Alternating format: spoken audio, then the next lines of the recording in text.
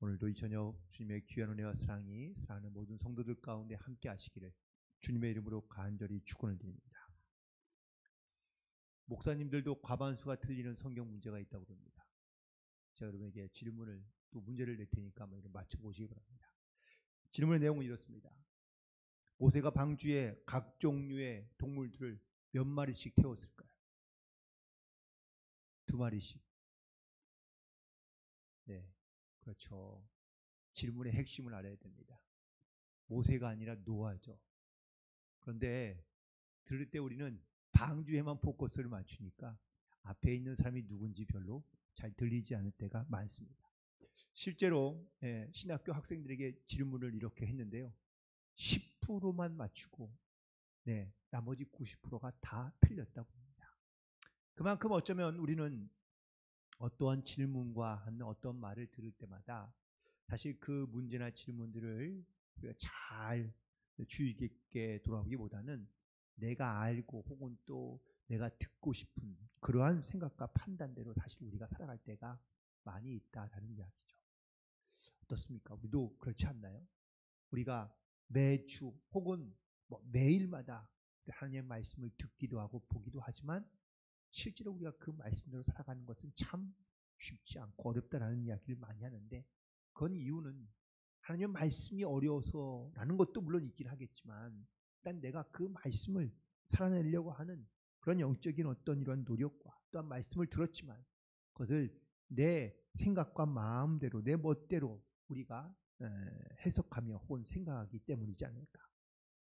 우리가 알고 있는 솔로몬이라는 이 왕은 지혜의 대명사라고 이렇게 말할 수 있습니다.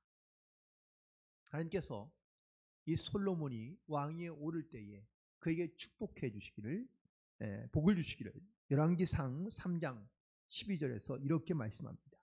내가 내 말대로 하여 내게 지혜롭고 총명한 마음을 주노니 너의 전에도 너와 같은 자가 없었거니와 너의 후에도 너와 같은 자가 일어나지 아니하리라 라고 말씀해 주십니다.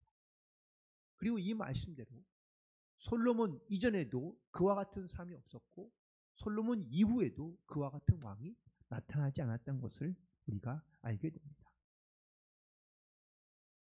솔로몬은 성경에 잠언 그리고 또 전도서 그리고 아가서 그리고 시편에 있는 내용 일부를 이렇게 그의 어떤 신앙의 고백과 어떤 삶의 경험들을 통하여 축적된 그런 지혜서들을 우리에게 많이 남겨주고 있는데 과연 그가 남기고자 했던 또한 그가 고백했던 믿음의 고백은 과연 무엇인지 오늘 본문에 있는 말씀을 통하여 함께 은혜를 나누고자 하는데 시편에 사실 이 솔로몬의 시편은 그렇게 많이 등장하진 않지만 오늘 본문에 있는 시편 127편은 솔로몬의 시라고 기록되어져 있습니다.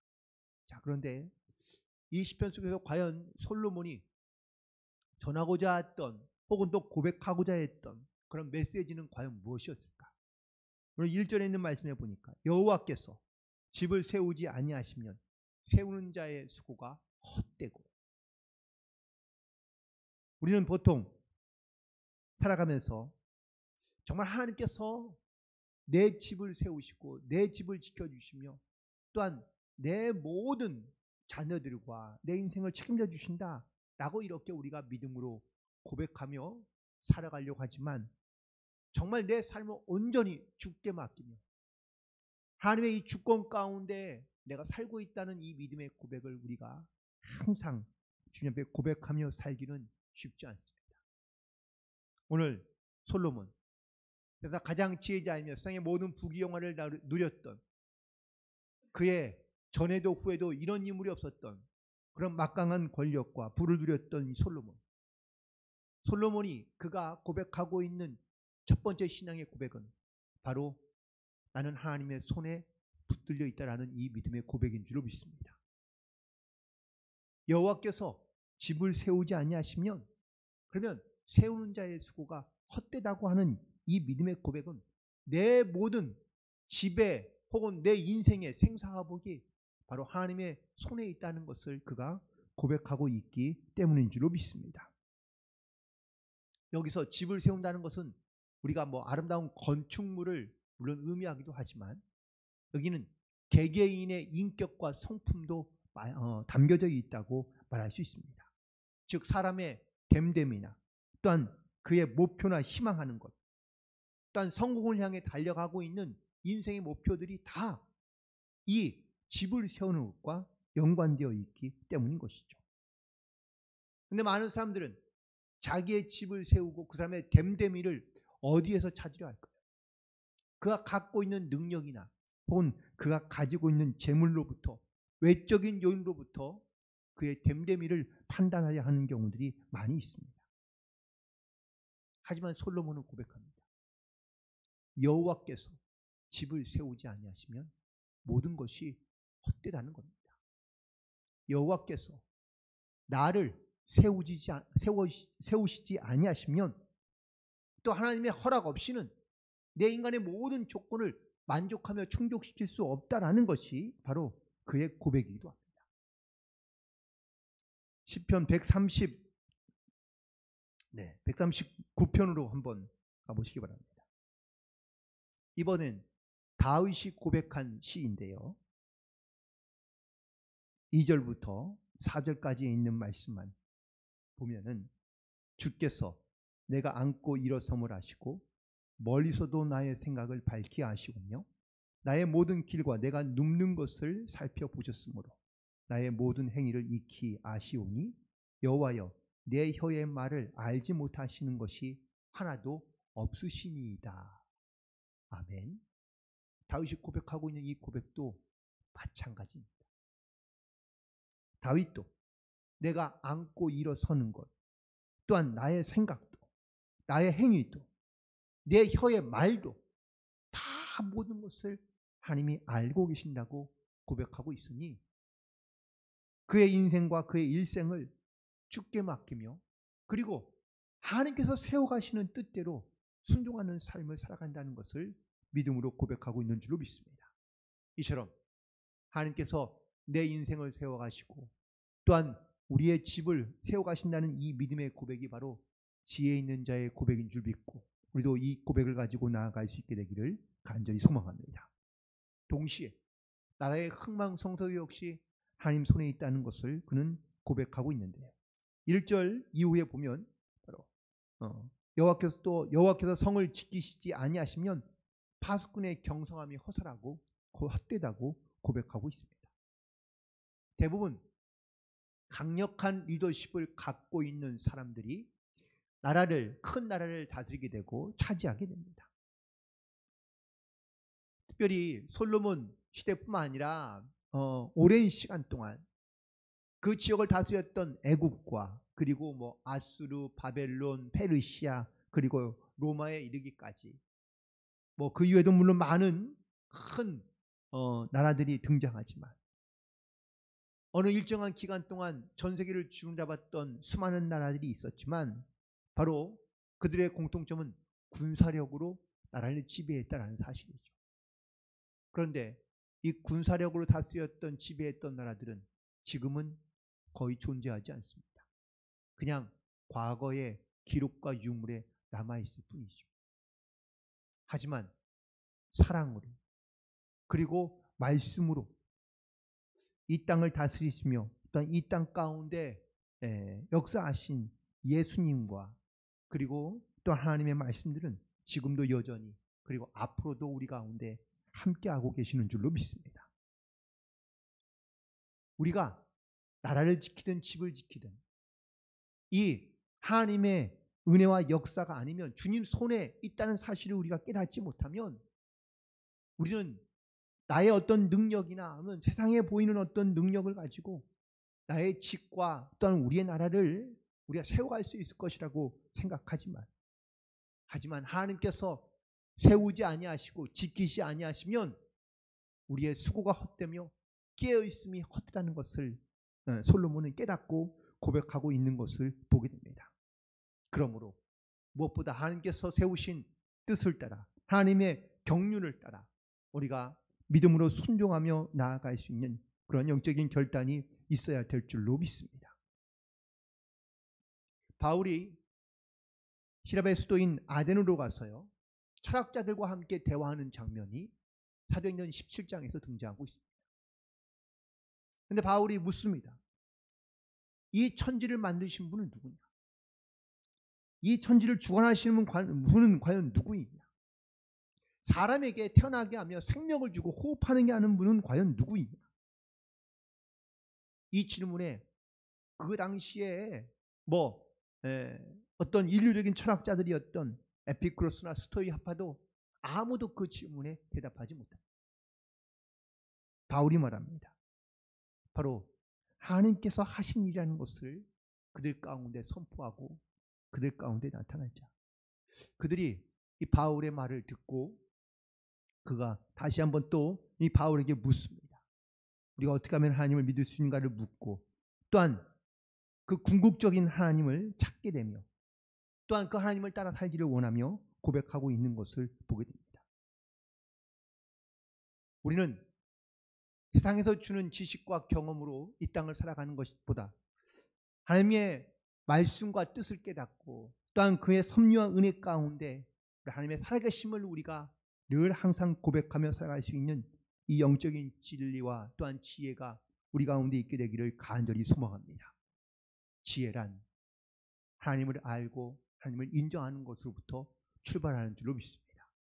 내 삶의 모든 일과 문제, 또한 모든 나라들의 흥망성쇠를 바로 주님 손에 있다는 이 믿음의 고백을 시편 이자인, 오늘 본문의 기자인 솔로몬이 고백했던 것은 바로 그가 세상을 살아가면서 깨닫게 된 그의 어떤 지혜이며 또한 믿음의 고백인 것을 깨닫고, 우리도 이런 믿음의 고백과 또한 이런 신앙의 고백을 가지고 우리 주님 앞에 항상 나아가며 우리의 모든 삶을 주께 맡김으로 나아갈 수 있는 영적인 결단이 있게 되기를 간절히 소망합니다. 특별히 또한 이 지혜자의 고백 가운데 우리가 깨닫게 되는 것, 또한 우리가 반드시 또한 깨달아야 하는 것은 우리가 하나님의 놀라우신 은혜와 섭리를 경험하면서 우리는 영적으로 얼마나 연약한 존재인지를 깨닫고 우리는 하나님 앞에 나아가야 될 줄로 믿습니다. 오늘 본문의 2절에 있는 말씀에 보니까 너희 일찍 일어나고 늦게 누우며 수구의 떡을 먹음이 헛되다고 고백하고 있습니다. 무엇보다 상식적으로 생각한다면 새벽에 일찍 일어나서 밤늦게까지 일하는 사람은 그만큼 더 많은 열매를 얻고 또한 거기에 상응하는 그런 어떠한 이러한 결실을 맺는 것을 생각하고 있습니다. 그러나 이 모든 것도 다 하나님께서 허락하지 아니하시면 우리 가운데 아무것도 얻을 수 없다는 것이 바로 결론적인 이야기이기도 합니다. 하나님께서 우리에게는요 수많은 어떤 자유를 주셨습니다. 내가 쉽게 잠을 자거나 아니면 내가 애쓰고 힘쓰며 노력하는 건강과 또한 일할 수 있는 능력을 주신 것, 그래서 우리는 모든 것을 다 할 수 있으며 또한 모든 것이 가능하다고 생각합니다. 하지만 하나님께서 잠자는 것 하나라도 하나님께서 우리 가운데 허락하지 아니하시면 사실 우리는 우리의 내가 원하는 뜻대로 살아갈 수 없다는 것을 고백할 수밖에 없습니다. 솔로몬, 그는 당대의 가장 지혜자로 칭송받았고 또한 40년 동안이나 왕위에 있으면서 특별한 전쟁과 그리고 어려움 없이 태평성대를 누렸던 사람입니다. 그리고 그는 부유한 나라를 그는 누리며 번영하였던 것이죠. 그런데 이렇게 부강하게 되고 번영하게 되자 이 솔로몬이요 교만하기 시작합니다. 전국의 각 곳곳에 건축물을 세우는데, 그런데 그 건축물마다 산당을 짓게 합니다. 그는 열왕기상 10장에 보니까 솔로몬은 그 말기까지 왕후 외에도 후비가 700명에 이를 정도로 육체적인 쾌락과 세상적인 어떤 이런 욕망 가운데 빠져 살았던 것도 볼 수 있습니다. 전도서 2장 25절에 보니까 먹고 즐거워하는 일에 누가 나보다 더 나은 사람이 있겠는가? 라고 고백하고 있습니다. 솔로몬은 이처럼 육체적으로 혹은 또 그가 먹고 마시는 일에 그만큼 그는 즐거움을 누리며 살았다라는 것을 말하고 있습니다. 그러나 이 모든 것이 하나님께서 주시는 은혜가 아니면 과연 이룰 수 있었을까? 그래서 하나님은요, 때로 우리 가운데 깨닫게 하시는 여러 가지 많은 하나님께서 우리 가운데 제한을 두시는데 그냥 무조건 모든 것을 다 허락하시는 것이 아니라 하나님께서 우리 가운데 제한된 것들을 허락하시는 경우들이 많이 있는 것을 보게 됩니다. 때로는 내게 주신 건강도 하나님께서 때로는요 제한하실 때가 있습니다. 물질도 권력도 재능도 마찬가지입니다. 우리에게 하나님께서 그것을 사용할 수 있는 또한 은혜를 주시고 또한 은사도 주셨지만 우리는 그 은혜와 은사들을 하나님의 뜻 안에서 사용하는 것이 아니라 하나님의 뜻에 부응하지 못하고 자기의 욕심과 욕망 가운데 빠져 살아가고 있을 때가 많이 있다는 겁니다.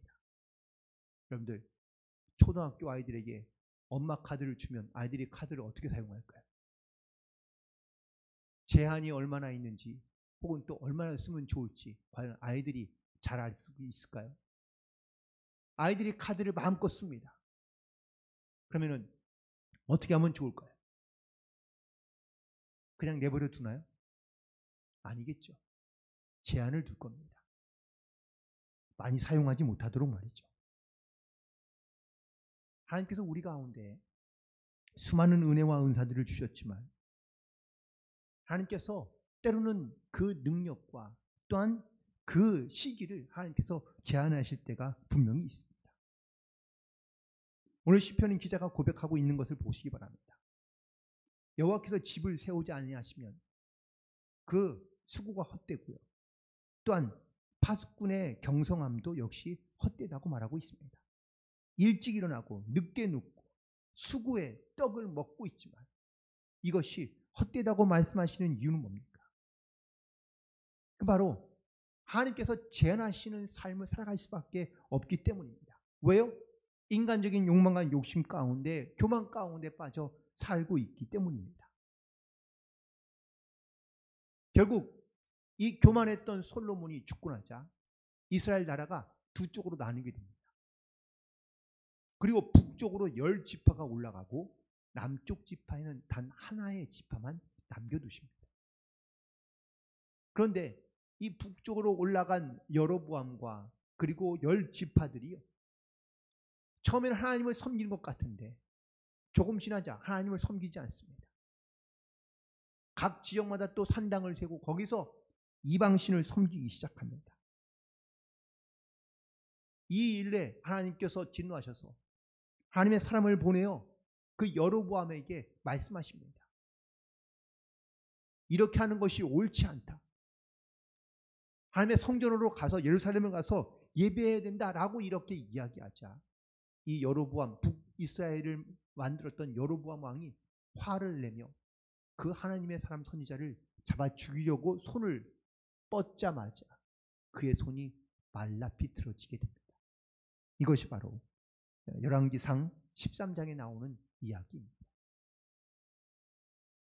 하나님은요, 때로는 우리 가운데 물론 필요한 것으로 공급하시며 역사하시는 하나님이기도 하지만 때로는 우리의 삶 가운데 제한을 두시고 그리고 또한 한계를 만나게 하시고 그래서 하나님이 살아계신 것을 깨닫게 하며 그리고 하나님의 은혜와 역사가 무엇인지를 우리 가운데 분별할 수 있도록 역사하고 계시는 줄로 믿습니다.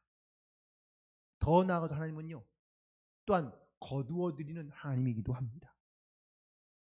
물론 그 사람이 갖고 있던 어떤 이런 죄와 아니면 교만 때문에 하나님께서 주셨던 복들을 거두어드리는 경우도 있지만 그렇지 않은 경우도 종종 있죠. 그 대표적인 경우가 바로 욥의 이야기입니다. 욥은 하나님께서 시험하기 위하여 그가 가지고 있는 모든 것들을 다 거두어 들이십니다. 물질도 자녀도 심지어 그의 건강까지 하나님께서 거두어 누리시는데, 놀라운 것은 이런 상황 속에도 욥이 고백하고 있는 믿음의 고백입니다. 우리가 잘 알고 있는 욥기 1장 21절의 고백입니다. 내가 모태에서 알몸으로 나왔사온즉 또한 알몸으로 그리로 돌아갈지라. 주신 이도 여호와시요 거두신 이도 여호와시니 여호와의 이름을 찬송한다는 이 믿음의 고백이 바로 청지기의 정신이요 욥의 고백인 줄로 믿습니다. 솔로몬은 하나님께서 주신 지혜의 밝은 사람이었습니다. 그리고 자기의 한계를 알고 자기의 한계에 맞게 살아갔던 사람이기도 합니다. 전도서 3장 1절과 2절에 있는 말씀을 잠깐 보겠습니다. 전도서 3장입니다.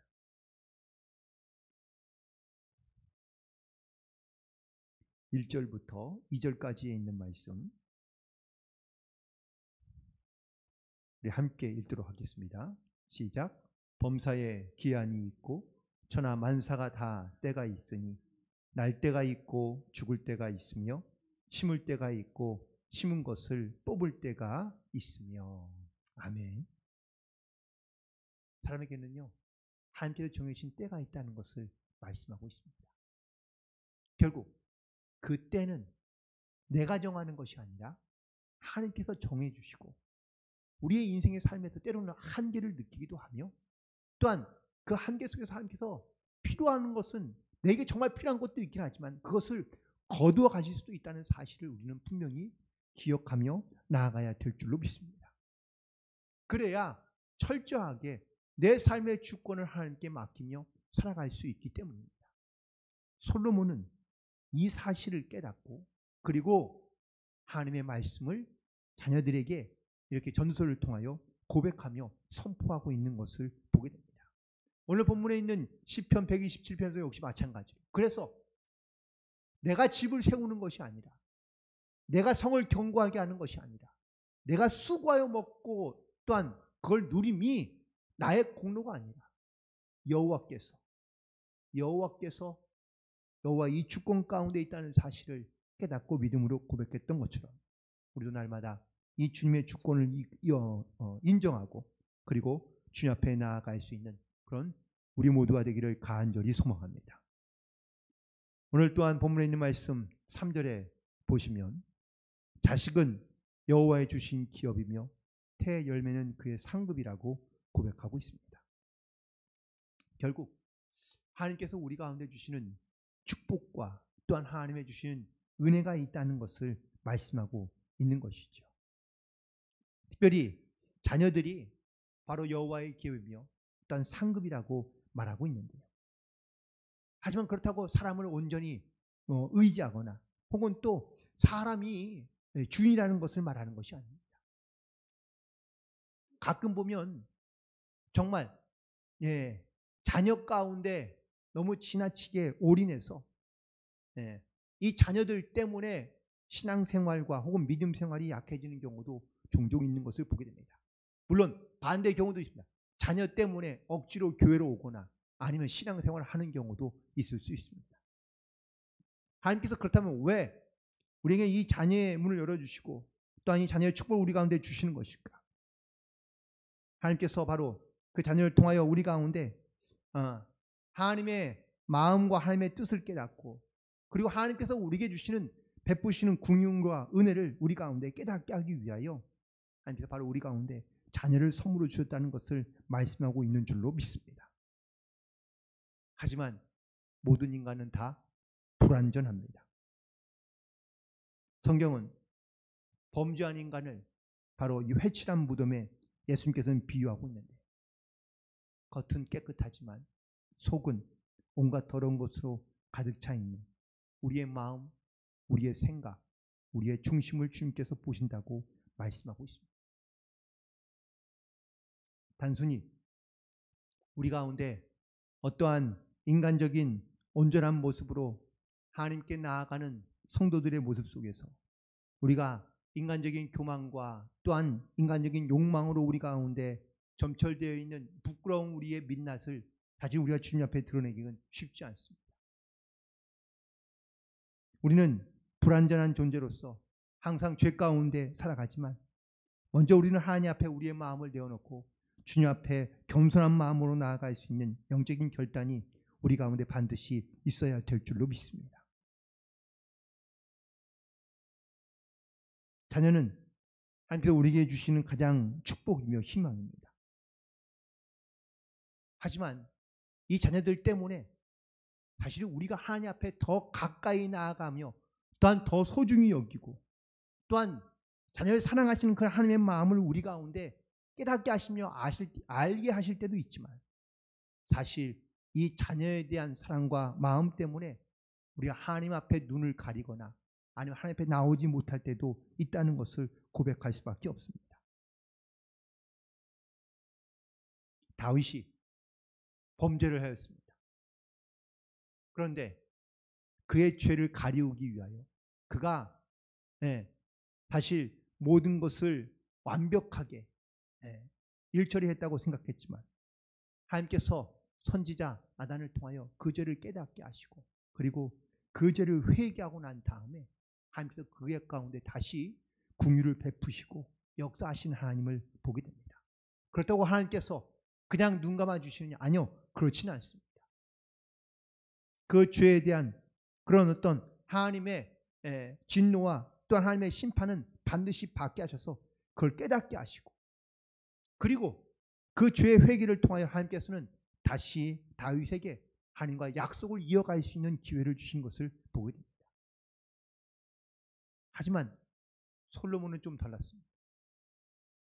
솔로몬이 물론 이처럼 그가 자기의 나중의 삶을 고백하며 또한 회개하기도 하지만 그가 철저하게 자기의 자식들과 또한 자기의 자녀들을 정말 하나님 앞에 온전히 맡긴 채 그리고 하나님의 말씀 가운데 순종하는 삶을 살기를 바라는 마음을 가지고 오늘 말씀을 또한 기록하며 잠언에 있는 말씀도 기록했지만 그의 자녀들이 한결같이 다 아버지의 신앙과 믿음을 따른 것은 아니었다는 사실이죠.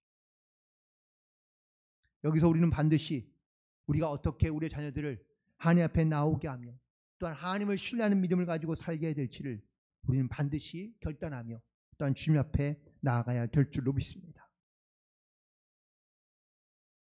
고린도서 10장 6절에 있는 말씀에 보니까 이러한 일은 우리의 본보기가 되어 우리로 하여금 그들이 악을 즐겨한 것 같이 즐겨하는 자가 되지 않게 하려 함이라고 말하고 있습니다. 즉 우리의 신앙과 우리의 믿음 안에서 우리가 신앙적으로 어떠한 본보기로서 우리가 살아야 될지를 우리 가운데 말씀하고 있는 줄로 믿습니다. 미가서 6장 8절에 있는 말씀에도 이렇게 기록하고 있습니다. 사람아 주께서 선한 것이 무엇임을 내게 보이셨나니 여호와께서는 내게 구하는 것은 오직 정의를 행하며 인자를 사랑하며 겸손하게 내 하나님과 함께 행하는 것이라고 말하고 있습니다. 즉 우리가 주께서 나에게 선한 것이 무엇이며 또한 선한 것이 무엇인지를 우리 가운데 나타내며 보이셨고 우리에게 요구하시는 것은 우리가 정의를 행하며 사랑하며 겸손하게 하나님과 동행하는 삶을 살아가는 것이라고 분명하게 선포하고 있습니다. 솔로몬 그는 우리가 아는 것처럼 세상 가운데 가장 위대한 업적을 남긴 사람 중에 한 사람입니다. 하지만 그의 자녀들은 우리가 기억하는 사람이 아무도 없다라는 사실입니다. 왜일까요? 그것은 그가 가지고 있는 그의 어떤 재능과 은사와 능력을 세상 가운데 펼치며 또한 그것을 나타내며 또한 하나님이 주시는 어떤 이러한 축복의 삶을 살았던 것은 분명하지만 하나님께서 그에게 축복으로 주신 여호와의 기업이며 태열부이며 상급인 자녀들에 대해서는 그가 가르치지 못하며 혹은 또 제대로 된 교훈을 주지 못했기 때문이라고 말할 수 있습니다. 그가 끝에 가서야 잠언과 혹은 전도서의 마지막 부분에 보면 잠언 16장에서는 교만은 패망의 선봉이요 거만한 마음은 넘어짐의 앞잡이라고 말하고 있으며, 전도서 12장 13절의 마지막 결론은 일의 결국을 다 들었으니 하나님을 경외하고 그의 명령을 지킬지어다, 이것이 사람의 본분이라고 선포하고 있습니다.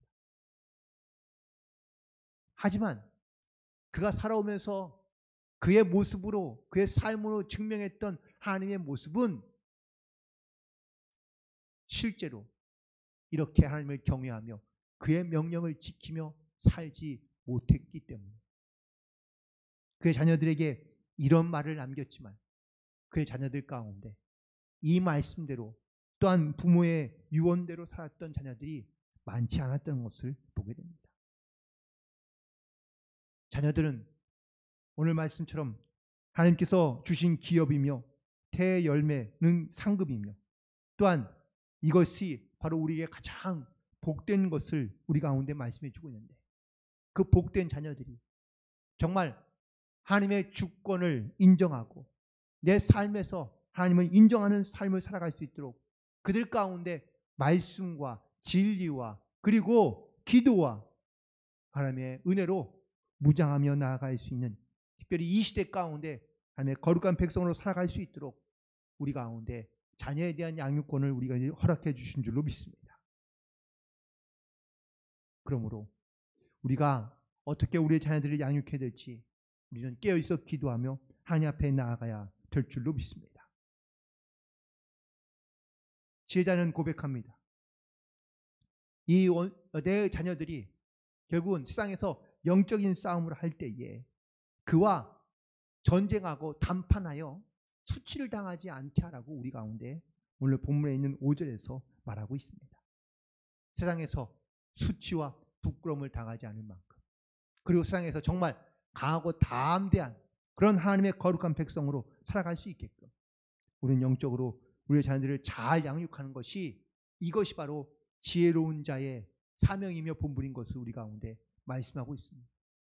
오늘도 우리는 이 말씀을 반드시 기억하며 우리가 나뿐만 아니라 우리의 자녀들이 그리고 우리의 후손들이 반드시 이 세상에서 수치와 부끄러움을 당하지 아니하고, 그리고 하나님의 말씀에 굳게서 믿음을 가지고 하나님의 가정, 하나님의 나라와 가정과 자기의 삶을 지키며 하나님의 뜻 가운데 순종하는 삶을 살아가는 그런 모든 성도들이 되시기를 주님의 이름으로 간절히 축원을 드립니다. 기도하시겠습니다. 주님, 우리 가운데 생명을 주시고 호흡을 주시며 또한 우리 가운데 하나님께서 주시는 말씀과 지혜로 이 땅 가운데 살게 하시니 진심으로 감사합니다.